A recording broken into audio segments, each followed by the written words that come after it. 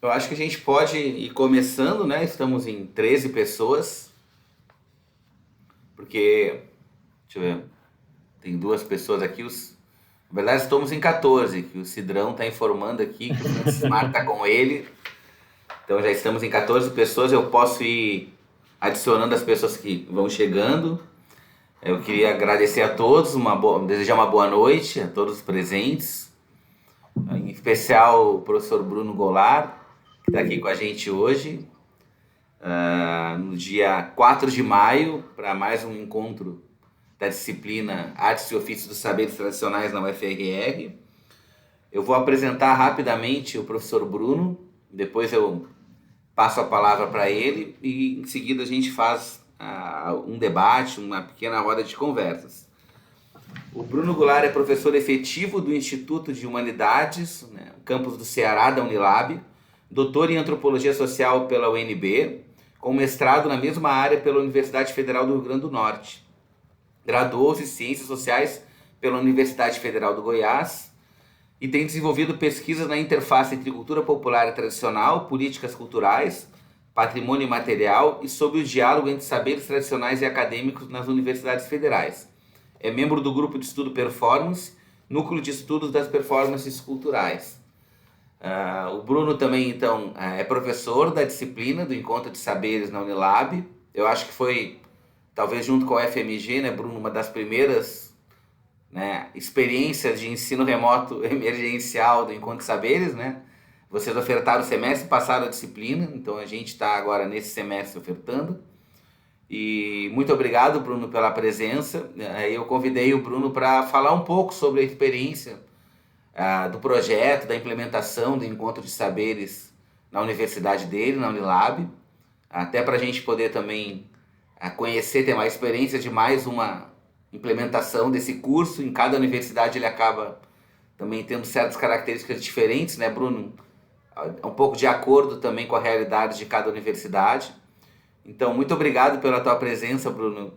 Então, eu te passo agora a palavra para te escutar um pouco sobre a tua experiência no Encontro de Saberes. E logo após a gente faz uma gira de conversa, como a gente costuma falar aqui. Tá bom, Bruno? Obrigado, Pablo. Boa noite para todo mundo, né? Dizer que é um prazer para mim estar aqui com vocês, né? Compartilhando essa experiência do projeto Encontro Saberes na Unilab. Então, como o Pablo falou, né? Meu nome é Bruno, sou professor da Unilab. Eu sou professor especificamente do Instituto de Humanidades e atuo em 2 cursos de graduação. Porque lá na Unilab a gente tem primeiro e segundo ciclo da formação. Então, eu atuo no curso de primeiro ciclo do Bacharelado em Humanidades e no curso de Bacharelado em Antropologia do segundo ciclo. E a ideia hoje é exatamente como o Pablo falou, falar um pouco sobre essa experiência da Unilab com o projeto Encontro Saberes. É uma experiência ainda pequena, inicial, né? Visto que a primeira disciplina foi ofertada a partir de forma remota no segundo semestre de 2020, mas que essa discussão tem rendido e dado muitos frutos interessantes na universidade. Então, minha ideia hoje foi apresentar um pouco dessa experiência, apresentar o que é a Unilab, o contexto territorial na qual ela se insere, como que essa discussão do Encontro de Saberes chega na Unilab, né? Vou falar muito a partir da minha trajetória pessoal também, no sentido de dar conta também do que eu vivi e de como que essa experiência chega a partir dessa minha experiência específica, né? Vou mostrar também como que essa presença dos mestres já estava ali, como eu falo, já tinha algumas experiências na Unilab também, de atividades com os mestres, né, de projetos de pesquisa, de extensão, e falar um pouco, então, sobre a experiência da disciplina e sobre a resolução do Notório Saber também, que foi aprovado em fevereiro desse ano. Então, mostrar algumas nuances também dessa experiência, algumas particularidades, né? Acho que é até uma responsabilidade muito grande estar falando aqui hoje, vendo até a programação da disciplina de vocês, né? Tiveram pessoas muito boas, mestres, muito potentes que falaram aí, professores também que fizeram esses relatos das experiências também do Encontro de Saberes, né? Então, eu vejo como uma responsabilidade estar falando aqui também, depois de falas tão boas, né? Então, preparei essa fala. Se alguém quiser me interromper, pode falar. Eu vou falando muito assim mesmo, mas se quiserem me interromper, fica à vontade, pode interromper, pode fazer comentários, perguntas, tá? Eu não me importo. Mas, assim, eu não sei se vocês conhecem a Unilab, mas a Unilab é a Universidade da Integração Internacional da Lusofonia Afro-Brasileira. A universidade relativamente recente, né? Ela foi criada em 2010, com sede na cidade de Redenção, no Ceará. É uma cidade, estava falando para o Pablo agora, uma cidade que fica próxima a Fortaleza, fica uns 50 quilômetros de Fortaleza, e Redenção foi escolhida por causa de um aspecto simbólico também, que é tida como a primeira cidade do Brasil a abolir a escravidão. O Ceará é o primeiro estado, né, a abolir a escravidão, uma década, se eu não me engano, antes, eu não sei, esqueci de precisar a data aqui agora, e Redenção foi antes ainda, né? Então é tido como essa primeira cidade a abolir a escravidão. Então foi escolhida por causa desse simbolismo da cidade também, enfim, fora as outras confluências políticas ali também, que doou terreno para poder construir a universidade. Só que tem uma especificidade a Unilab, né? Ela tem um campus fora de sede, como se chama. Então, a gente tem o campus em Redenção, no Ceará, mas a gente tem outro campus em São Francisco do Conde, na Bahia, na região do Recôncavo Baiano. Então, tem essa especificidade da Unilab, porque a gente tem camping em 2 estados diferentes, né? E eu acho que a Unilab, ela encarna, nesses 2 campos, inclusive, 2 propostas centrais, a de internacionalização e a de interiorização das universidades. A internacionalização, a gente tem algumas experiências de universidades no Brasil, ela se deu principalmente no sentido de aproximação com o que alguns autores estão chamando de sul global, ou seja, o que se convencionou a chamar anteriormente de terceiro mundo, etc. E a Unilab, ela vai concretizar essa aproximação com esse dito sul global a partir do continente africano.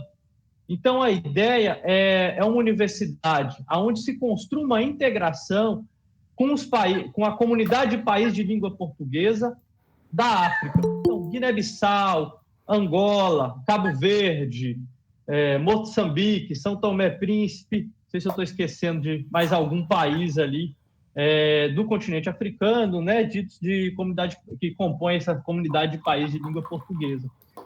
Mas a gente tem outras experiências também aqui no Brasil, né? Por exemplo, tem a Universidade da Integração Latino-Americana, que é, vamos dizer, a irmã da Unilab, só que voltada para a internacionalização com a América Latina, né?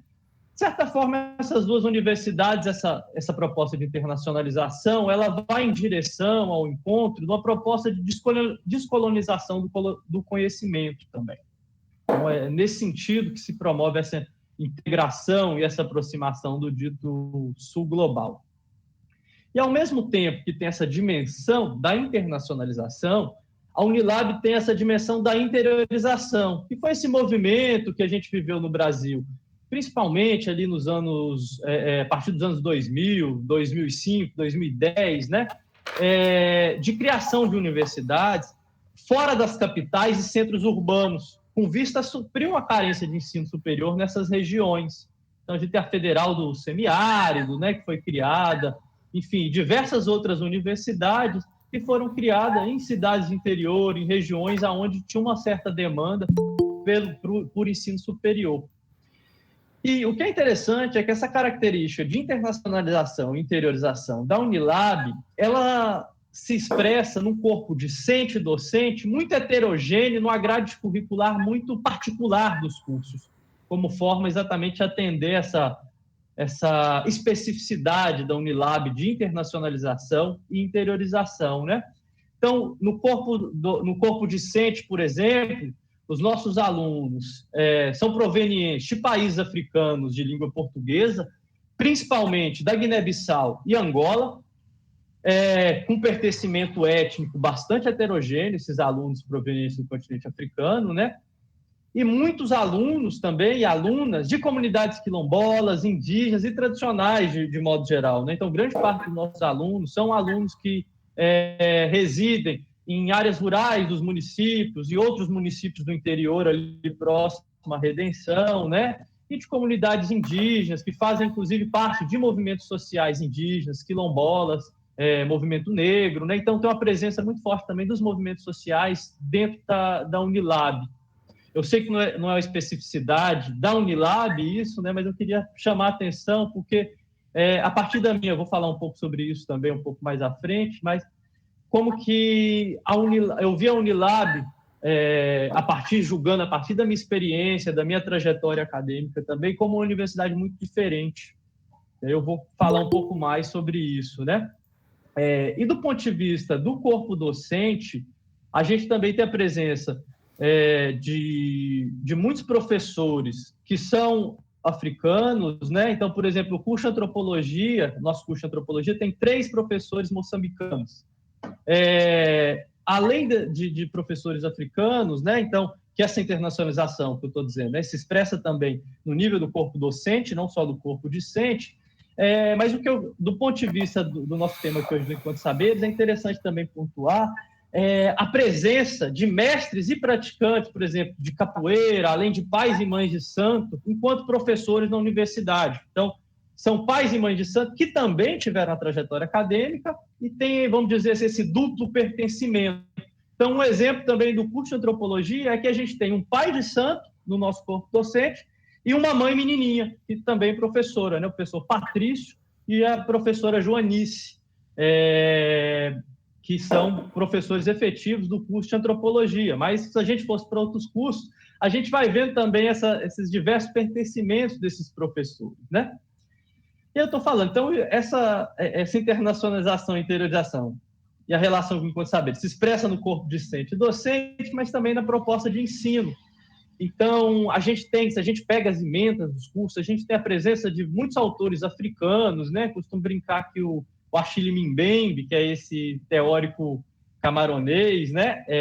Que escreveu Crítica à Razão Negra, Negropolítica, né?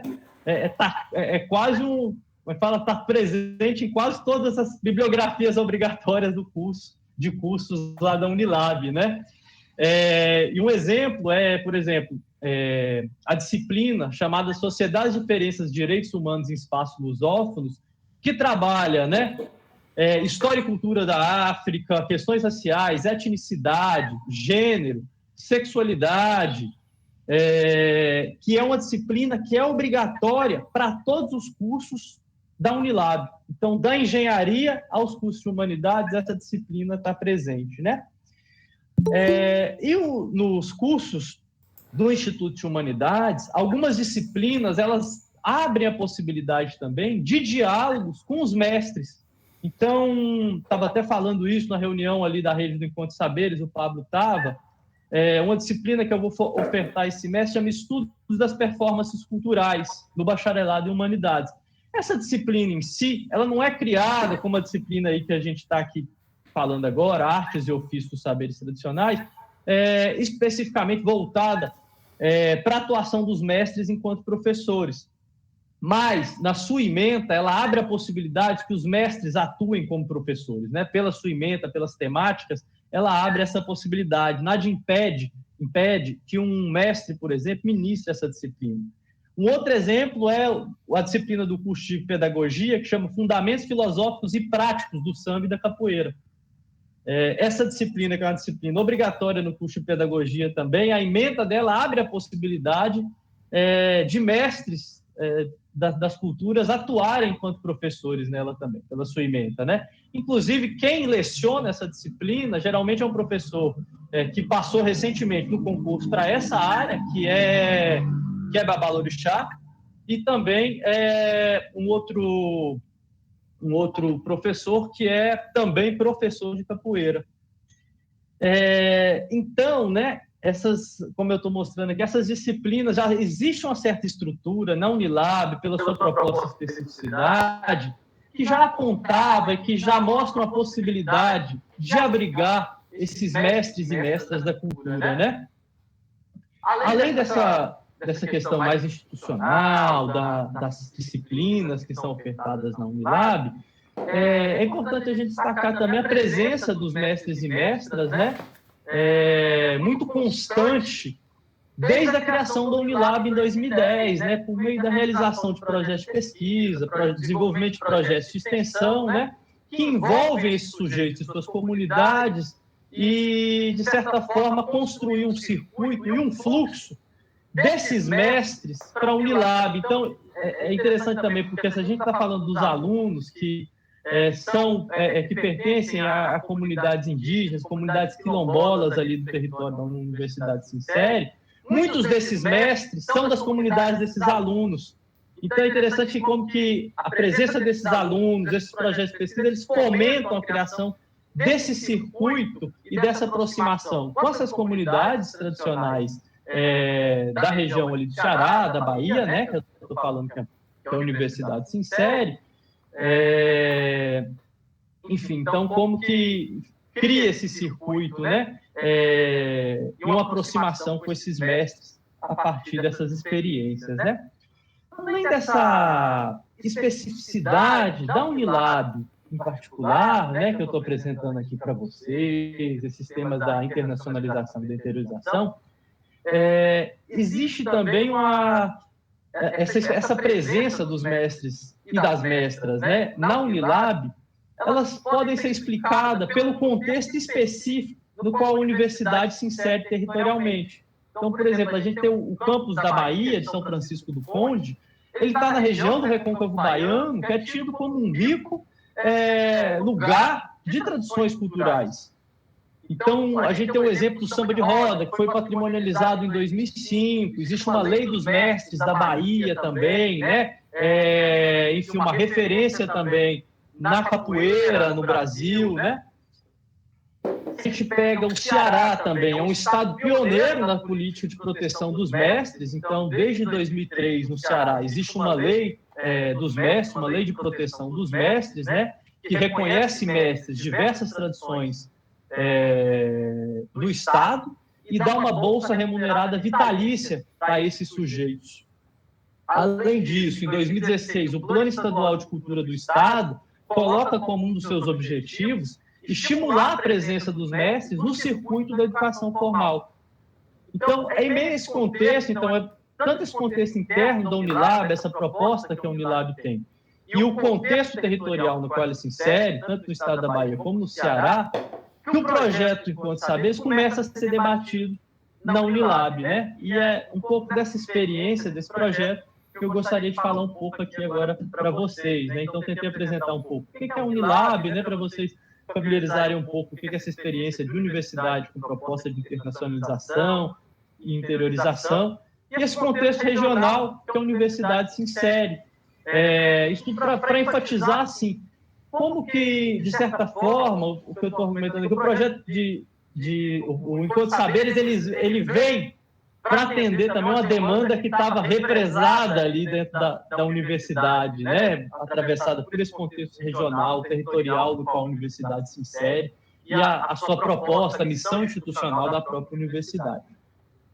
Essa experiência, esse relato do Encontro de Saberes, que eu vou fazer aqui para vocês, ele vai se basear principalmente na minha experiência pessoal, tá certo?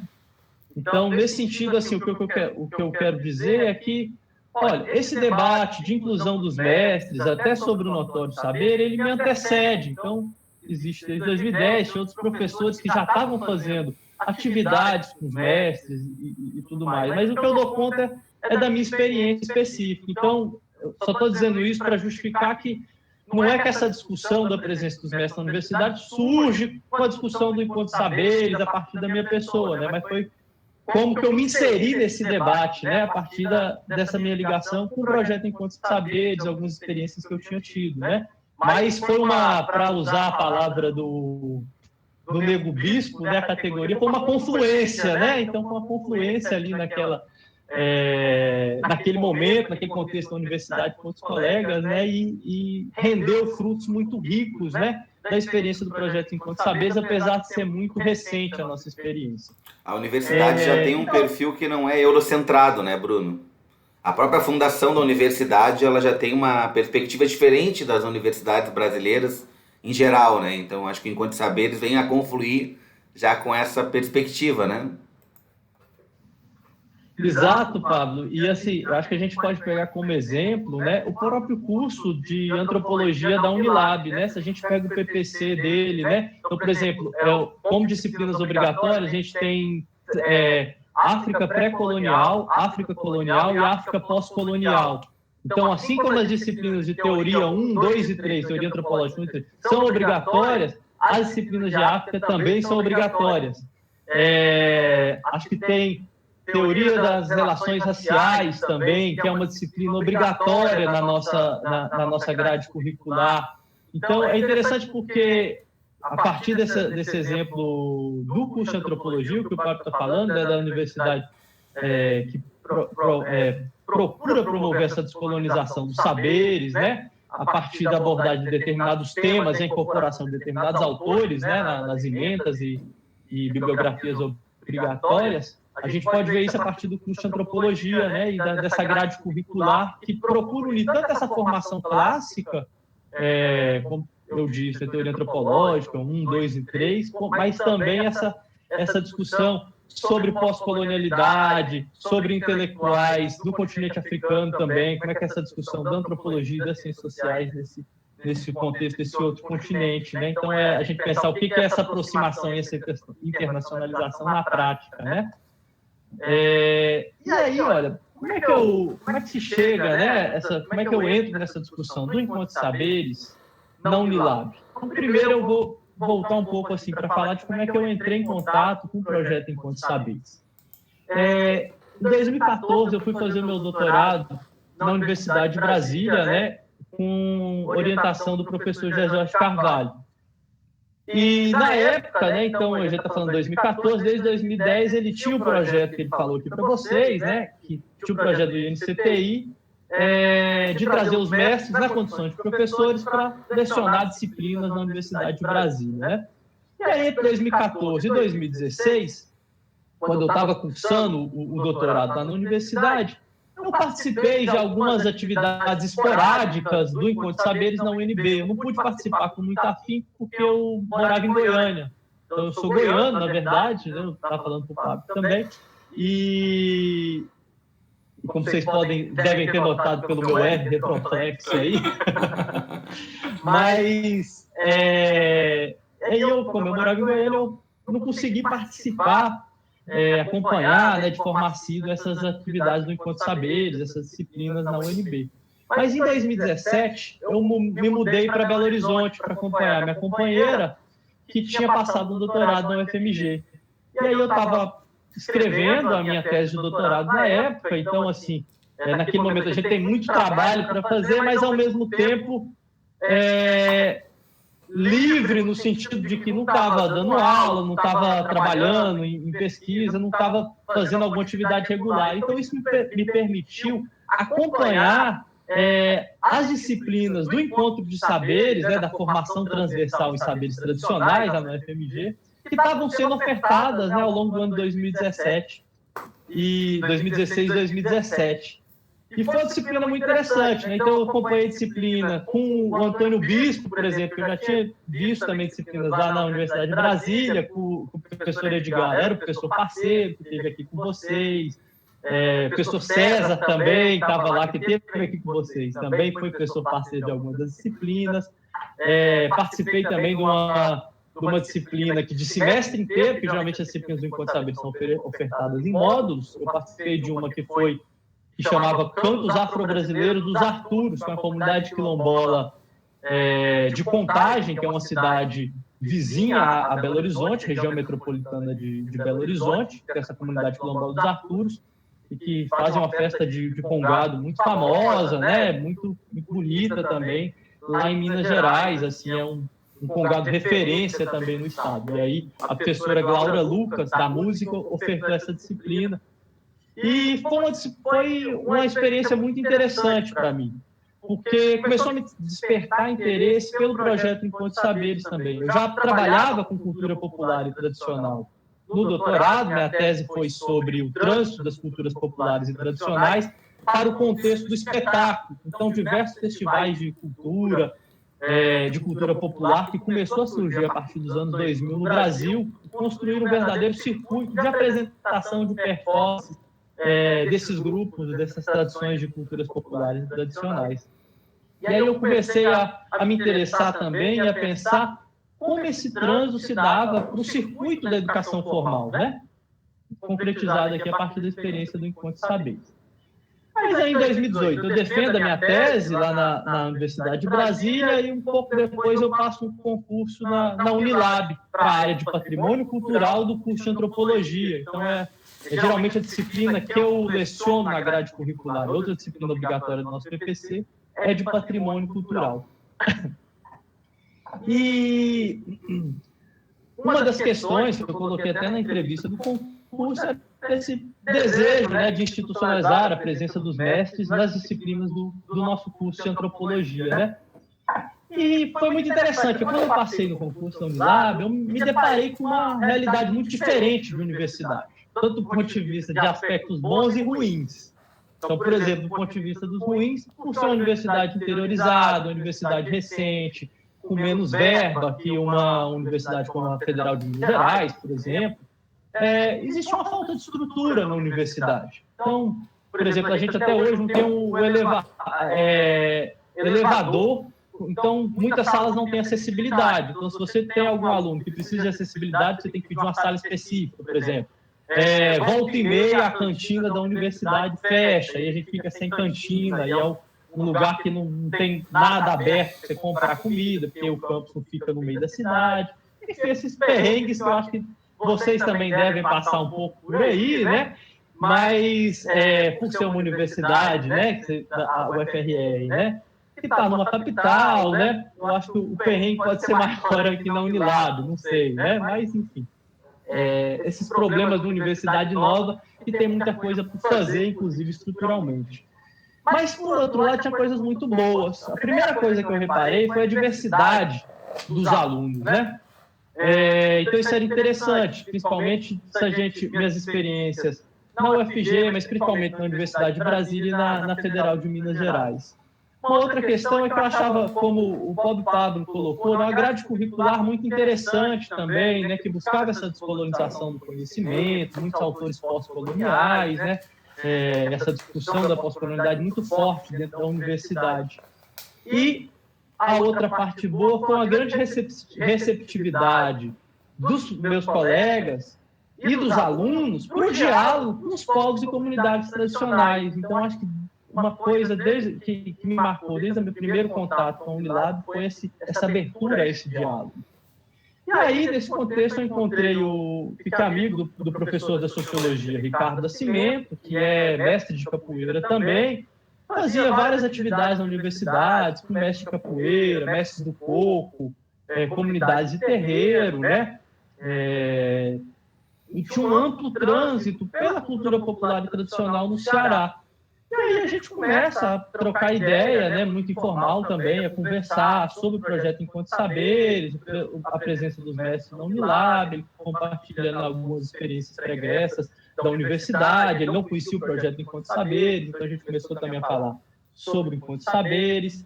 Além dessa questão pessoal, a Unilab também tinha alguns acordos de cooperação técnica com o IPHAN, com o Instituto do Patrimônio Histórico, né, e Artístico Nacional, principalmente no âmbito da salvaguarda da capoeira, e nesse acordo de cooperação técnica falava sobre o desenvolvimento de estudos para a criação do tipo de notório saber para os mestres.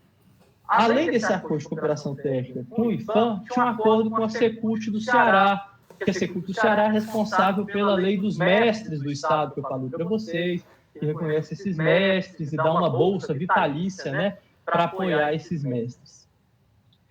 E, a partir dessa confluência de fatores, no segundo semestre de 2020, eu tive a ideia de ofertar no curso de antropologia a disciplina Mestres das Culturas no Encontro Saberes, no que foi chamado lá de período letivo excepcional. Foi um semestre, não foi um semestre, né, porque ele durou 2 meses e meio, mais ou menos. E, enfim, foi esse período letivo excepcional, foi quase um ensaio para a volta do ensino remoto, que eu estava explicando para o Pablo aqui.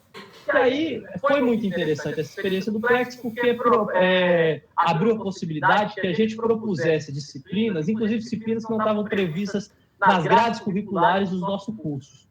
E com a possibilidade de que a gente apresentasse a cimenta, né, mandava para a Prograde e isso se tornava incorporada ao PPC. Então, foi muito interessante porque era duas, como é que fala? A gente resolvia duas questões numa experiência só. Primeiro, fazer uma experiência piloto de uma disciplina do Encontro de Saberes, e, em segundo, implementar essa disciplina do Encontro de Saberes no próprio PPC do curso.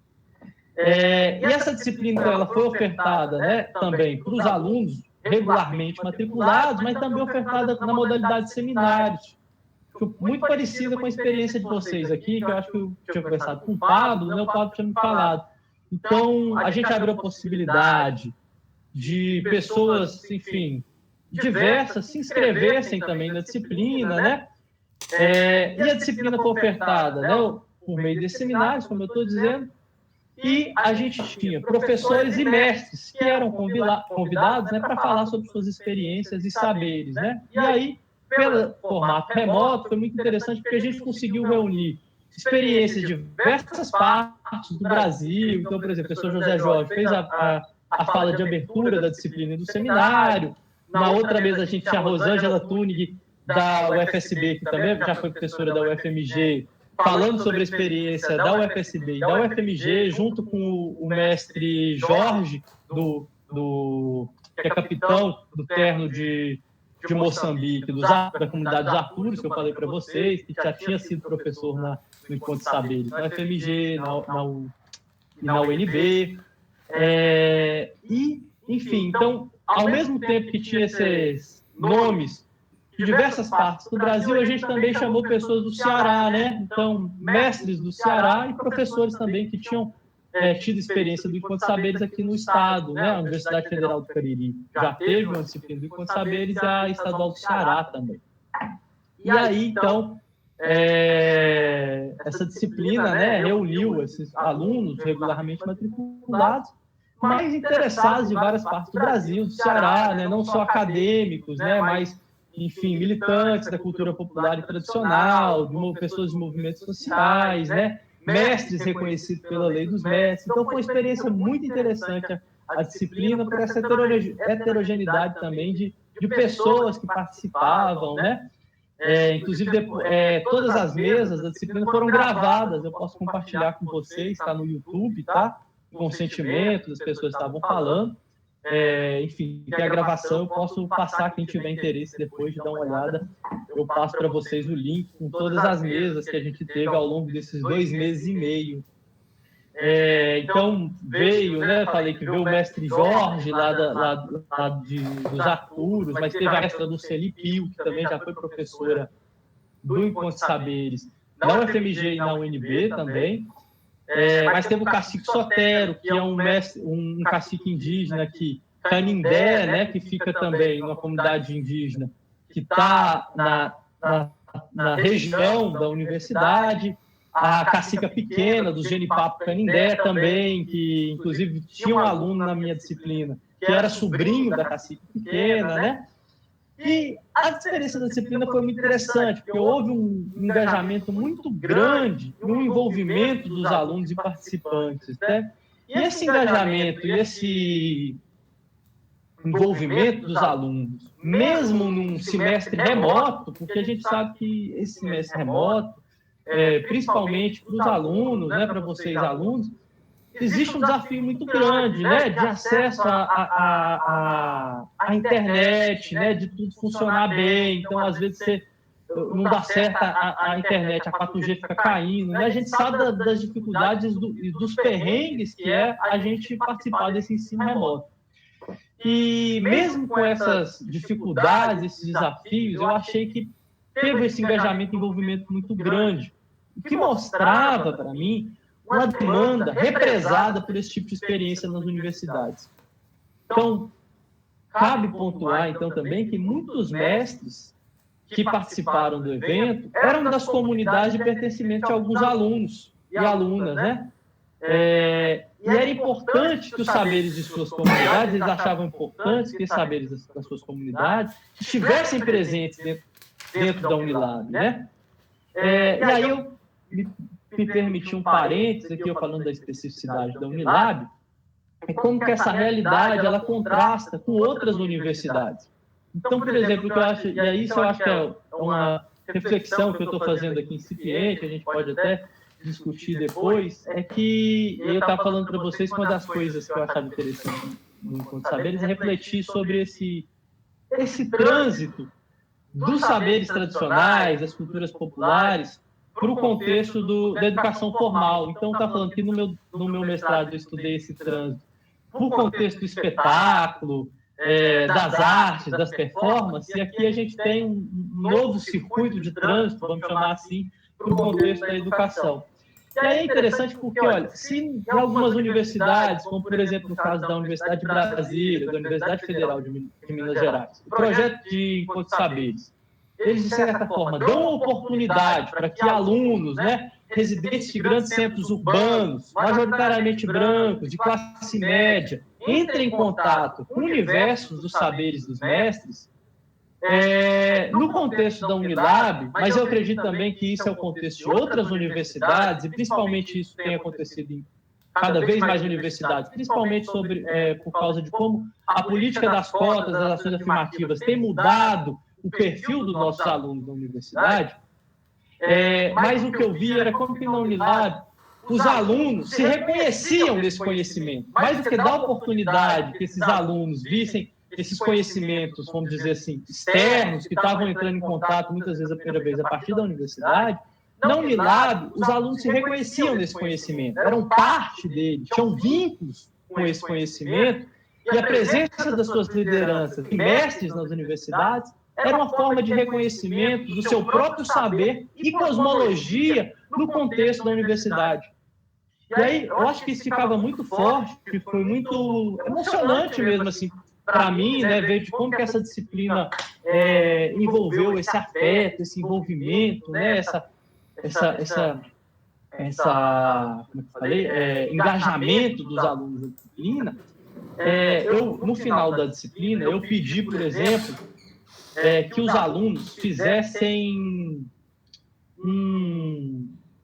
redigissem um texto falando dando um depoimento sobre como que foi a experiência da disciplina. E aí eu queria trazer 2 trechos curtos para mostrar, exemplificar isso que eu estou falando da relação dos alunos com esses saberes, que a gente está chamando aqui de saberes tradicionais, né? E a importância deles, né, dentro da universidade, essa triangulação de alunos, mestres e universidade. E é interessante aqui que a gente, um dos trechos de uma aluna que escreveu, né, ela escreve o seguinte: com tantos mestres e mestras, representantes de cultura, vemos a necessidade da implementação da disciplina sobre culturas e saberes tradicionais dentro da Unilab. Afinal, é uma universidade na qual temos pessoas de diversos locais, crenças e etnias. Tal discussão traria aos acadêmicos uma forma a conhecer rituais, saberes e conquistas de povos e conceitos que ainda não são encontrados em artigos ou livros científicos. Nós, que fazemos parte de povos tradicionais, então, era a aluna quilombola que estava participando dessa disciplina, nós que fazemos parte dos povos tradicionais, em alguns momentos encontramos dificuldade em expressar ou desenvolver uma atividade dentro da academia, pois somos meros estudantes em busca de interagir com o conhecimento da universidade. Eu achei muito interessante essa formulação dela, né? Porque ela conseguiu mostrar a importância dessa experiência da disciplina, né? De ver esses saberes que ela tinha uma afetividade, se incluía dentro dele, né? Tinha uma relação com esse saber, e como que ela via com relação ao saber universitário. Então, muitas vezes, os alunos chegavam, né, como alunos que estão aprendendo esse conhecimento, e esse conhecimento estaria exclusivamente na universidade. Então, quando esses mestres vão para a universidade enquanto sujeitos de conhecimento, e não só como objetos de pesquisa, como aconteceu tradicionalmente nas nossas universidades, a gente tem uma potência mesmo, né, em vários âmbitos, epistemológicos, mas também voltada nos alunos, né, de como que os alunos, a importância dos alunos pertencentes a essas comunidades tradicionais, na experiência dessas disciplinas. E uma outra fala diz o seguinte, essa fala eu achei muito boa, porque daqui a pouco eu explico, vocês vão ver. De inúmeras maneiras, podemos pensar a inclusão epistêmica na Unilab, pensar em como trazer para a nossa universidade esse método de ensino, no qual temos mestres e mestras ensinando sobre seus saberes e tradições.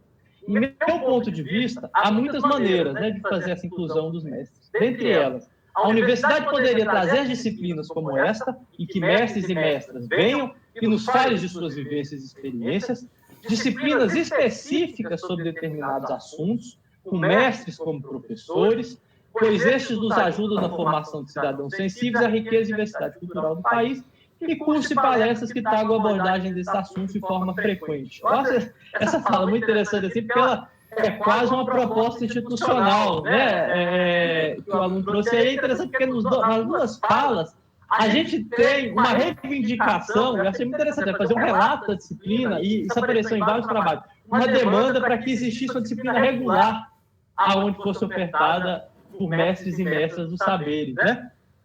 Então, eu acho que, enfim, resumindo, esses trechos selecionados aqui, eles mostram essa relação pessoal dos alunos e alunas com esses conhecimentos tradicionais e essa demanda latente por disciplinas que têm os mestres como professores. Eu acho que essa experiência, eu acho que me mostrou de maneira muito forte exatamente essa demanda represada, vamos chamar assim, né? Inclusive, a partir disso, alunos vieram procurar para fazer TCC sobre esse assunto, né? Você via que existia essa, como eu estou dizendo aqui, essa demanda latente ali, que isso também foi ajudando a desatar esses nós, né? A tornar mais aparente essas demandas. E após essa experiência, então, dessa disciplina, foi proposta, a gente está num período, então, assim como o Pablo falou aí, que vocês estão também na antropologia de reformulação do PPC, né? Aqui também a gente está na proposta de reformulação de alguns pontos do nosso PPC, e aí a gente vai incluir a disciplina de artes, ofícios e cosmologias nos saberes tradicionais. Já explico também essa nomenclatura, porque a gente escolheu inserir aí cosmologias no meio desse nome. E a possibilidade também de mestres e mestras no nosso regimento do PPC participarem das bancas de defesa do PCC. Então, a gente também incluiu essa possibilidade, né, aproveitou essa reformulação para ter essa previsão regimental de que mestres e mestras, né, com notório saber em determinadas áreas, o notório saber, não um certificado de notório saber, mas que sejam consideradas pessoas referências, ou que tenham um notório saber em determinadas áreas, dos saberes tradicionais, possam participar enquanto avaliadores dessas bancas de defesa dos trabalhos de conclusão de curso. E aí, falei um pouco sobre essa experiência do Encontro de Saberes, só para dar um respiro, que eu espero que vocês não estejam cansados, como eu falei, eu desinvesto a falar e não paro mais, então vocês me desculpem, se eu estiver falando muito rápido, se estiver cansado... Tá muito bom, tá muito bom, eu estou te ouvindo e anotando um monte de coisa aqui. Então, assim, como eu disse, pode dizer, pessoal. Não, estava dizendo que é muito interessante, eu tô falando, não sei, tu concluiu agora ou tu tem ainda mais umas questões? Eu tenho mais coisas para dizer. Não, então depois das questões que eu tenho aqui, pode continuar. O professor Alfredo que tinha... Tá. O professor Alfredo que tinha aberto o microfone, não sei se ele queria falar alguma coisa. Não sei se ele quer. Sim. Quer falar, professor Alfredo? Pode falar. Sí, buenas noches, Bruno. Felicitaciones pelo teu entusiasmo, poco común los profesores universitarios. Y los saludo también. No es habitual encontrar un profesor que sonríe mientras fala o tempo todo. Y muito obrigado também pelas todas as informações. Eu queria fazer-te duas perguntas que refletem um pouco as preocupações, os interesses que com Pablo compartimos desde há muito tempo respeito dos encontros de saberes. A primeira é se esses mestres e mestras que vocês invitaram como professores, Unilab, etc., todas essas experiências que você citou, eles foram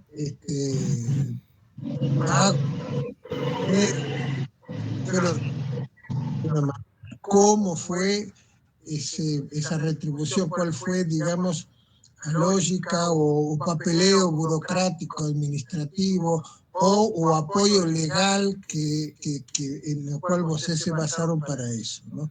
Ese es un problema que con Pablo estamos intentando resolver a un tiempo, tanto en Roraima como aquí en Río Grande, ¿no?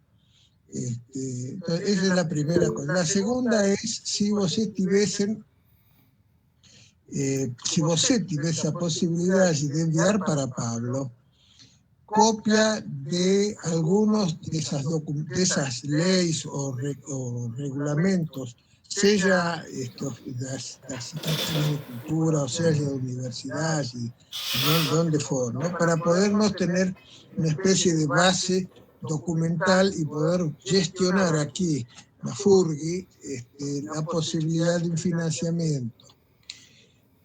También gustaría saber si fue posible para vos enviar para Pablo algunas de estas bibliografías de las disciplinas y las ementas de esas disciplinas que pueden también ser, digamos, adaptadas a otras disciplinas, ¿no? Você falou de artes, falou de pedagogia. Eu sou psicólogo e trabalho na área transcultural y me interesa mucho todas las cuestiones las lógicas cosmológicas que los povos originarios y los terreiros y los afrodescendientes y otras comunidades también utilizan para comprender a manera de vivir, a manera de curarse, a manera de enfermarse, a manera de vivir en grupo de sociedad y a manera de resistir, sobre todo, a manera de resistir a los embates de 5 séculos de esclavitud, colonialismo y masacres que estamos sufriendo, ¿no? Entonces, en distintas áreas, también yo pienso, por ejemplo, nosotros no tenemos carrera de antropología ainda, más tenemos sí de sociología y de arqueología, ¿no? Entonces pienso que ellos también están interesados en este tipo de encuentro de saberes. Entonces, si você pudiese nos dar alguna información, tal vez alguna cosa ahora, pero que puedes enviar por correo a Pablo, estos datos sobre los financiamientos posibles, las bases legales de distintas maneras y los programas y biografías. Muito obrigado e felicitações de novo. Obrigado, Alfredo. Eu vou inverter, então, as suas questões, né? Então, primeiro, assim, pode deixar, eu compartilho com vocês tanto a bibliografia da disciplina, do Encontro de Saberes, como também alguns documentos. E aí foi interessante você tocar, porque quando a gente foi discutir o projeto do Encontro de Saberes aqui, eu me interessei, fiquei muito curioso, principalmente pelos processos institucionais, administrativos, né?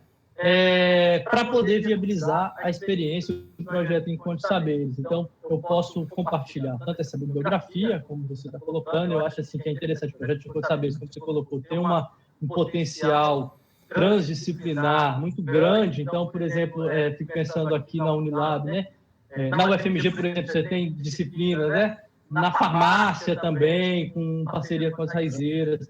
Aqui, o curso de agronomia aqui tem um contato muito forte com as comunidades da agricultura familiar, né? E com os profetas, faziam seminários com os profetas da chuva, por exemplo. Então, na medicina, na enfermagem, na educação ambiental, ¿no? Enfim, há várias disciplinas, várias linhas de trabalho de pesquisa que inclusive entre elas se cruzam, ¿no? Entonces, por eso suas informações podem nos ajudar muito. Inclusive, eu estou lembrando, o Pablo pode me ajudar aqui, que tem um professor da rede do Encontro de Saberes que tem um texto sobre o Encontro de Saberes e psicologia, porque ele é do curso de psicologia. Depois eu posso resgatar também e enviar para vocês esse texto, se o Pablo não conhece. E respondendo então a sua última pergunta, que aí eu passo inclusive para a última parte da minha fala, que é a resolução do notório saber, que foi criada aqui na Unilab. Então, o professor Alfredo estava me perguntando, né, sobre a questão do financiamento. Então, não é uma dificuldade só de vocês, aqui também a gente tem muita dificuldade em relação a isso. E o que a gente pensou nessa disciplina em formato remoto? A gente ofereceu ela em formato de seminários. Então, tradicionalmente, essa disciplina, né, presencialmente, vocês devem saber, é oferecida em módulos. Então, cada mestre tem ali um conjunto de 4, 5 aulas cada mestre. Eles são remunerados enquanto professores. E aí, como a gente não tinha verba para poder fazer essa disciplina, então o que a gente fez? Por que a gente optou na modalidade seminário? Porque na modalidade seminário a gente via como uma maneira de dar o mesmo tratamento dos convidados de um professor doutor e geralmente quando a gente convida para palestra a gente não é remunerado. É lógico que tem toda uma discussão que nós, enquanto professores de carreira universitária, a gente tem um salário. Então, de certa forma, quando a gente participa de falas, etc., a gente está desempenhando o nosso trabalho também, que a gente está recebendo por isso, está sendo remunerado por isso, quando acontece no caso dos mestres. E, por outro lado, algumas pessoas vão defender que nem tudo pode ser monetarizado. Então, por exemplo, participação em banca e falas em eventos deveriam seguir as mesmas lógicas acadêmicas. Eu acho que, enfim, tem pontos para os dois lados, mas eu acho que eu tendo a simpatizar que, quando é possível, é importante remunerar. E se os mestres forem atuarem efetivamente como professores, é importante a remuneração. No nosso caso, essa estratégia do seminário foi porque a gente não tinha condição de pagar os mestres. Então, está falando a Unilab tem algumas questões muito precárias. Então, por exemplo, uma das estratégias que algumas universidades pagam os mestres é através do financiamento por diárias. Então, paguem diárias. Só que, estava até falando isso na rede do Encontro Saberes agora, o problema é que agora no ensino remoto você não pode usar diárias. E na universidade, e na Unilab, na verdade, o pagamento de diárias já está suspenso, já faz uns 5 anos que não tem diária para ninguém. Então, é inclusive uma dor de cabeça para a gente chamar professores de outros estados, de outras universidades. Muitas vezes, quando a gente faz evento com pessoas de fora, a gente traz, então, dos mestres mesmo, a gente deu o auxílio, né, o suporte, né, para que eles pudessem acessar a internet, né, enfim, prestou todo esse apoio para eles participarem do evento, mas não foi possível remunerá-los institucionalmente. Então, a gente conseguiu fazer um apoio de custo por meio de rateio, mas não foi uma remuneração oficialmente, né? Mas aí, de todo modo, então, exatamente por causa dessa questão, e aí eu chego lá, estou falando dessa questão da remuneração, porque paralelo à oferta dessa disciplina, esse meu colega da Sociologia, que é mestre capoeira, o professor Ricardo Nascimento, ele assumiu a coordenadoria de arte e cultura da Pró-Reitoria de Extensão aqui da universidade. E, a partir disso, ele me convidou para compor um grupo de trabalho para elaborar e escrever uma resolução que criava o título de Notório Saber na universidade. Essa resolução do Notório Saber, ela ficou conhecida como resolução Notório Saber em Artes, Ofícios e Cosmologia Tradicionais, então por isso o nome da disciplina também, porque se inspira nesse título da resolução, e ela foi aprovada agora nesse ano, em fevereiro de 2021, ela foi aprovada no CONCEP por unanimidade. E a gente está nos primeiros processos de reconhecimento dos primeiros mestres, está nesse processo inicial de reconhecimento desses primeiros mestres. Então, assim como o FMG estava produzindo os dossiês, os memoriais, né, a gente está nesse processo. E aí, a resolução do Notório Saber, aqui na Unilab, ela foi inspirada em experiência de outras universidades. No Brasil, a gente tem a UFMG, a Federal de Sergipe, a Estadual de Pernambuco, a UPE, a Federal do Sul da Bahia e a Estadual do Ceará, que tem uma resolução do Notório Saber, que contempla os mestres e mestras das culturas populares e tradicionais. Então, essas poucas universidades que têm essa resolução aprovada, que contempla os mestres, especificamente na resolução está apontado. Por exemplo, a gente tem a Universidade de Santa Catarina, que tem uma resolução dos mestres, Notório Saber, quer dizer, uma resolução do Notório Saber, mas que não é voltada para os mestres, mas que, apesar disso, reconheceu o mestre capoeiro, o mestre No, na área de educação, doutorado na área de educação, não Notório Saber na área de educação para ele. Mas, enfim, então a gente se inspirou quando a gente foi escrever, a gente começou a pesquisar essas resoluções. E aí, eu já chego lá, viu, professora, para falar da questão do financiamento e como que essa discussão do Notório Saber se relaciona com isso. E aí a gente começou a pesquisar outras universidades, outras resoluções, né, de outras universidades que tinham essa previsão regimental de reconhecer o notório saber para os mestres e mestres. E aí o FMG foi nosso modelo ideal, vamos dizer assim, né? Foi visto como o nosso modelo ideal, principal inspiração primeira, porque o título era expedida numa área de saber reconhecida pela CAPES e equivale realmente ao título de doutorado acadêmico. Essa resolução é a única que equiparava o título de notório saber ao doutorado acadêmico. E aí, para que isso aconteça, esse notório saber seja equivalente a um título de doutorado, ele precisa ser expedido, como eu estou falando, numa área que a CAPES reconheça. E está lá, naquelas grandes áreas da CAPES, né, que tem pós-graduação. E, para isso, a universidade precisa também ter um curso de doutorado na área que é expedido o certificado. Então, por exemplo, né, lá na UFMG, então, o mestre tal vai ter o notório saber em arquitetura, ou em antropologia, ou em direito, né, que são as áreas que estão em discussão, em música, que estão em discussão lá, essas 4 áreas eu sei que está em discussão lá. Então, essa era uma questão. E aí, no caso da Federal de Sergipe, Universidade de Pernambuco, UFSB e UES, essas universidades eram diferentes a proposta do notório saber lá, porque elas criavam uma área de saber. Por exemplo, a UES cria o notório saber em culturas populares, em artes e ofícios tradicionais. Então, tem diversas nomenclaturas aí desses títulos. Então, o notório saber, mas numa área específica. Acho interessante, assim, pensando sobre essas duas questões, né?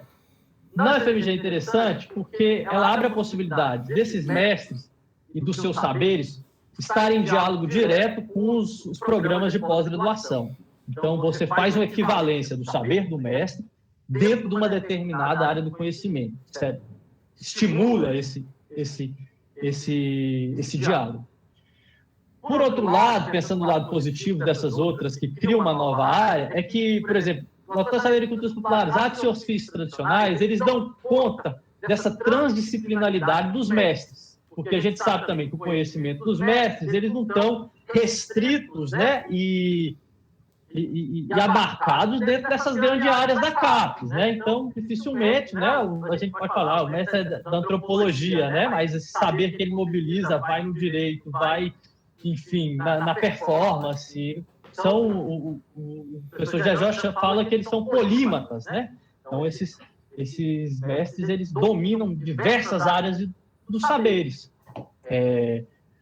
que vão da cosmologia, a medicina popular, etc., né? Conhecimento de planta, da botânica, né? Medicina, botânica, antropologia, enfim.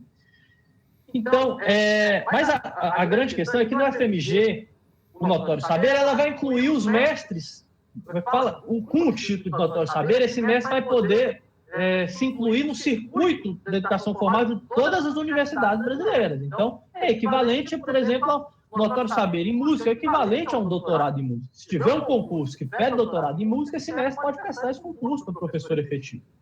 Então, ele tem uma potência de inclusão muito maior do que esses outros resoluções de notório saber que criam uma área específica. Porque, geralmente, essas que tem uma área específica, ela tem validade no âmbito interno dessas universidades. Mas, por outro lado, essas outras resoluções também são interessantes porque elas promovem uma articulação, grande parte dela, com instituições externas à universidade, principalmente as ligadas às políticas patrimoniais e culturais, de modo geral. Então, esse é um outro ponto positivo dessa outra. A UES, inclusive, a Estadual do Ceará, aqui foi a primeira universidade no Brasil que criou esse título notório saber. Ela reconhece, com um certificado notório saber, os mestres contemplados pela Lei dos Mestres Estadual. Então, todos os mestres que são contemplados pelo edital da Lei dos Mestres aqui no Ceará também reconhecido com o título notório saber pela Estadual do Ceará.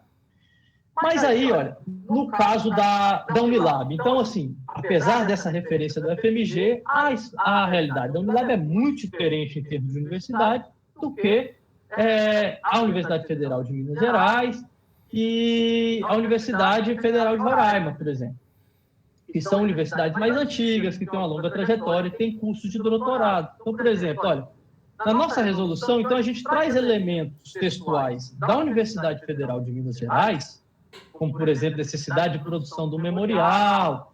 A gente adotou muito o rito administrativo ali da UFMG, né? Comissão que vai analisar essas candidaturas. A gente optou por criar um fluxo contínuo e não em forma de editais, porque a ideia de edital passava essa coisa dos mestres estar competindo entre si. E com o fluxo contínuo, cada mestre é analisado individualmente, e não em comparação com outros mestres. Mas a gente cria uma nova área do saber. Por quê? Porque uma resolução do Notório Saber, como na UFMG, seria uma resolução morta aqui na Unilab. Nós não temos nenhum curso de doutorado. Então, a gente criaria uma resolução sem poder expedir título de Notório Saber para nenhum mestre. Então, para escolher melhor do que nada, a gente optou por esse caminho e criou uma nova área do saber, mesmo consciente dessas limitações desse caminho. E a gente criou o Notório Saber, então, né, na Unilab, em artes, ofício e cosmologias tradicionais. E aí, a outra questão que a gente pensou também na criação dessa resolução foi envolver instituições parceiras no processo de reconhecimento dos mestres. A gente viu isso como muito importante, porque era uma demanda ao reconhecimento dos mestres, não só internamente à universidade, mas que essas instituições culturais do Estado estavam nos colocando. Então, a partir disso, a gente envolveu também no processo de reconhecimento dos mestres o IFAM, né, o Instituto do Patrimônio Histórico e Artístico Nacional, e a Secretaria de Cultura do Ceará. Além disso, a resolução ela prevê a participação de mestres e mestras nas comissões de avaliação de candidatura. Isso foi uma questão nova, que a gente vai ver se vai dar certo, inclusive, né? A gente criou a resolução, que está botando ela para funcionar, a gente tem que entender como é que vai ser essa dinâmica. Então, os mestres também vão compor essas bancas de avaliação, porque a gente já tem um universo de mestres aqui, que tem um trânsito muito forte com as políticas culturais, por causa da lei dos mestres aqui, que existe há quase 20 anos, e muitos deles têm o título de Notório Saber pela UES, expedido pela UES. Né? Então, enfim, a gente tem uma longa trajetória de mestres que já estão familiarizados com essa linguagem da política pública, com esse contexto. E a ideia é chamar esses mestres para trabalhar nessas comissões avaliadoras, né, das candidaturas ao Notório Saber. Uma outra especificidade aqui da Unilab é que ela prevê o reconhecimento de análogos aos mestres brasileiros na comunidade de países de língua portuguesa, em especial os africanos. Então, a ideia é que a gente possa reconhecer também os análogos dos mestres em países como Guiné-Bissau, Cabo Verde, Angola, Moçambique, enfim, né, ligados às comunidades de pertencimento dos nossos alunos e alunas também. E essa resolução, e aí entra o professor Alfredo respondendo a sua questão, ela tem uma validade no âmbito interno da universidade. Nesse sentido, ela possibilita, né, dentre as questões que ela possibilita, que os mestres e mestres reconhecidos, né, coordenem projetos de pesquisa e extensão, recebam o mesmo tratamento que um professor doutor dentro da universidade e sejam contratados enquanto professor visitante. Então, a gente abre a possibilidade legal. Isso não garante que eles vão ser contratados, como a gente sabe, contratam pessoas visitantes. Precisa ter dotação orçamentária, é uma coisa difícil, mas, como é que fala, pelo menos institucionalmente, isso já está colocado na nossa resolução. Os caminhos para fazer isso do ponto de vista regimental, administrativo, estão colocados. Agora é brigar por recurso, etc. Essa é uma questão, né?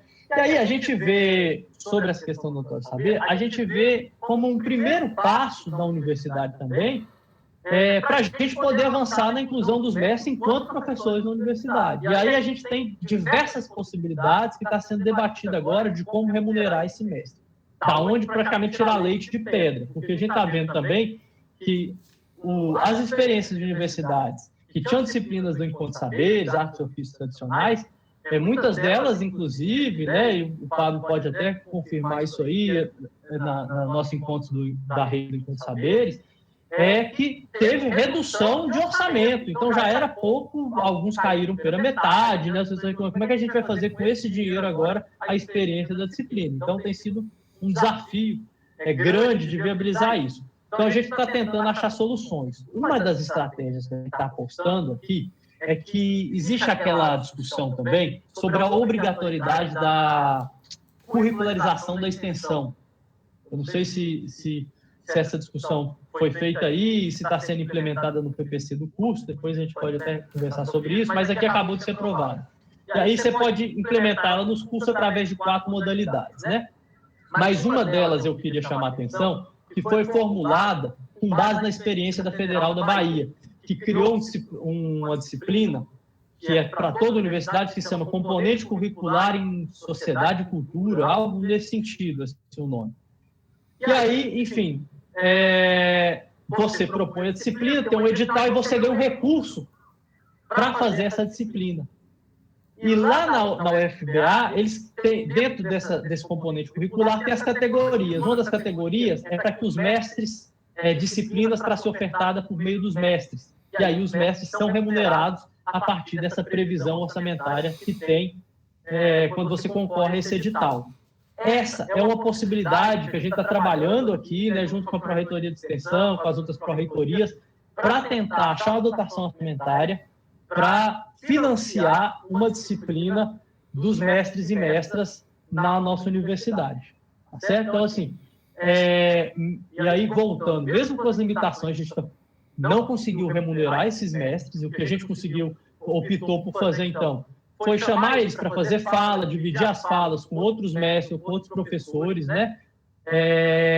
Enfim, na condição de palestrantes, não na condição de professores, vamos dizer assim. Que foi a maneira ética da gente viabilizar a oferta dessa disciplina, porque não tem como a gente chamar para esse pessoal dar aula de graça, tá certo? Então, mas eu acho que só é possível com essa dotação orçamentária. Para fazer isso, eu acho que a gente tem que ir cavando mesmo ali nessa administração o que é possível. Uma das maneiras que a gente está achando aqui que pode ser possível é através da curricularização da extensão. Uma outra possibilidade é esse diálogo com a Secretaria de Cultura e com o IFAM. Por exemplo, a Secretaria de Cultura, no Plano Estadual de Cultura, ela coloca que um dos objetivos, né, eu tinha falado aqui para vocês, é fomentar o trânsito, a inclusão dos mestres, reconhecido pela lei dos mestres, no circuito de educação formal. Então, tem programas de mestres nas escolas, né, onde os mestres vão atuar dentro das escolas públicas. E aí, uma das possibilidades de conversa também é que a Secretaria de Cultura financie um projeto nesse sentido na universidade. Então, uma parceria entre Unilab e Secult para financiar essa disciplina lá. Então, enfim, estamos atirando para todo lado, como o senhor está vendo, né, professor Pedro? Porque a gente não tem resposta para isso, é uma dificuldade que muitas universidades estão enfrentando, né?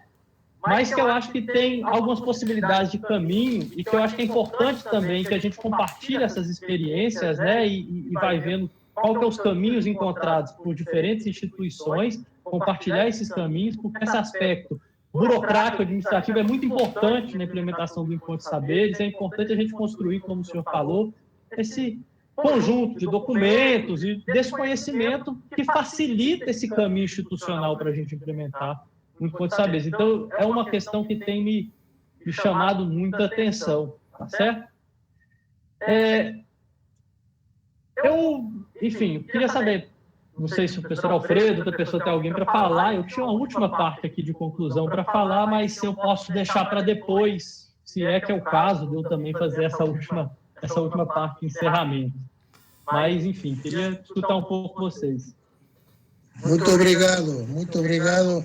Eu vi que Pablo tomou nota de todas as propostas, então nos reuniremos con Pablo después para pasar el limpo todo eso y ver cuál es la estrategia local que es singular, ¿no? En cada lugar, en cada estado, en cada universidad tiene sus posibilidades y límites. Y vamos a ver cuáles son las invenciones institucionales que podemos hacer, ¿no?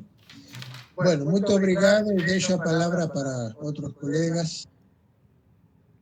Obrigado, professor Alfredo. Bruno, aqui eu tenho algumas questões que eu vou te perguntar depois, mas eu posso esperar tu concluir a tua fala. Mas o Diego Vivian, que é do IFAM, ele também pedia para te comentar um pouco, né, sobre como as ações acadêmicas sobre patrimônio imaterial, né, poderiam contribuir para a descolonização da própria noção de patrimônio enquanto política pública. Enfim, pudesse falar talvez um pouco do diálogo com o IFAM. Eu também, na UFRR, a gente passa pelo mesmo problema com relação à remuneração dos mestres e também a gente atira para tudo que é lado, como tu fala. Enfim, tem eventos que a gente pede apoio até para a LERJ.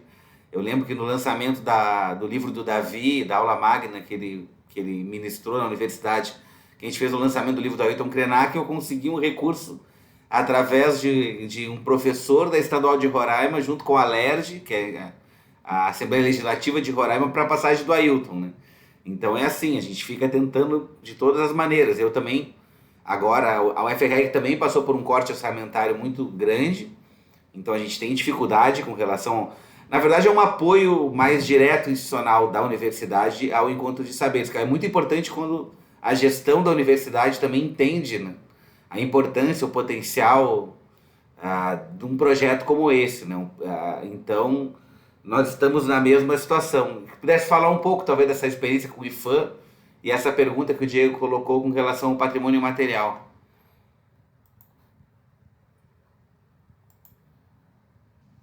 O Diego tinha perguntado Deixa eu olhar aqui, porque eu estou com o chat aberto aqui. Como eu estou no celular, eu não estou tendo acesso ao chat direitinho. Mais sobre como as ações acadêmicas sobre o patrimônio material poderiam contribuir com a disponibilização da própria noção do patrimônio, principalmente as políticas públicas. É interessante a pergunta do Diego, né? Para usar de novo a categoria do bispo, a confluência, porque a minha última fala, meu encerramento aqui da fala também, era trazer algumas reflexões exatamente para o campo do patrimônio, voltar um pouco para a minha área de atuação e pensar essa relação do projeto Enquanto Saberes com o campo do patrimônio, né? Porque eu vejo essa política dos mestres de reconhecimento institucional dos seus saberes como ligado de maneira muito forte às políticas patrimoniais. Eu acho que a gente pode perceber isso em 3 dimensões. A primeira dimensão é que a categoria mestre, ela surge no contexto das discussões sobre patrimônio material. Ela é uma categoria que é um desdobramento do conceito de patrimônio material.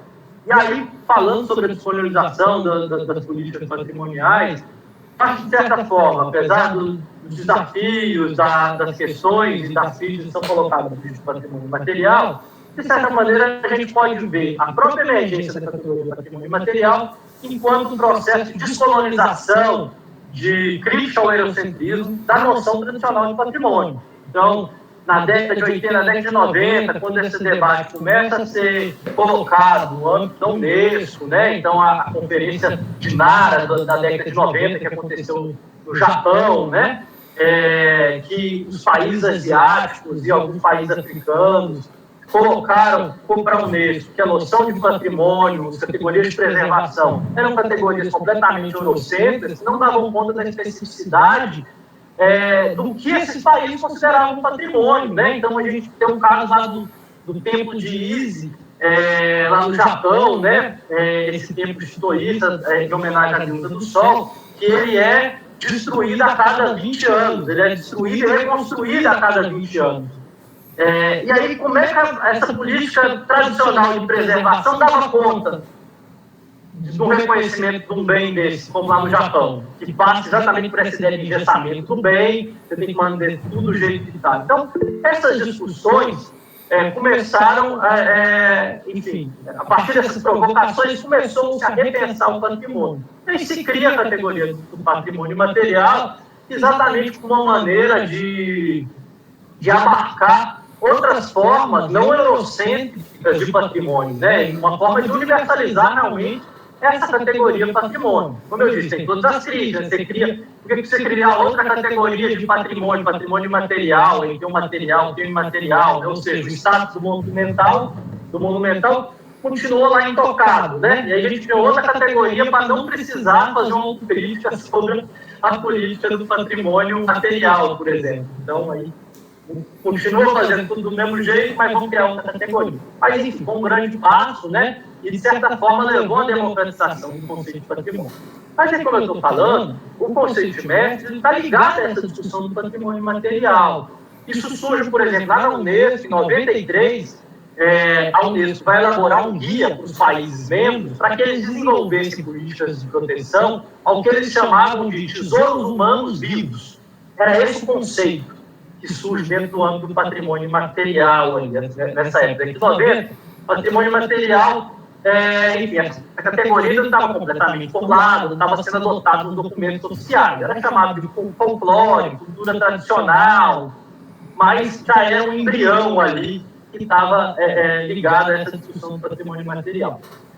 E aí, essa ideia de tesouros humanos vivos, elas vinham exatamente, tomavam como inspiração alguns países asiáticos, como o Japão, República da Coreia, né, que antes na República da Coreia do Sul e Coreia do Norte, como é hoje, na República da Coreia, e as Filipinas. E aí, eu estou falando então, porque desde a década de 60, a República da Coreia tem uma política que reconhece e apoia o que eles consideram como detentores de saberes, os saberes dos fazeres tradicionais, e que são responsáveis pela transmissão desses saberes para as novas gerações. E aí, então, esses países já tinham políticas públicas de proteção a esses sujeitos, que aqui a gente está chamando de mestres, né?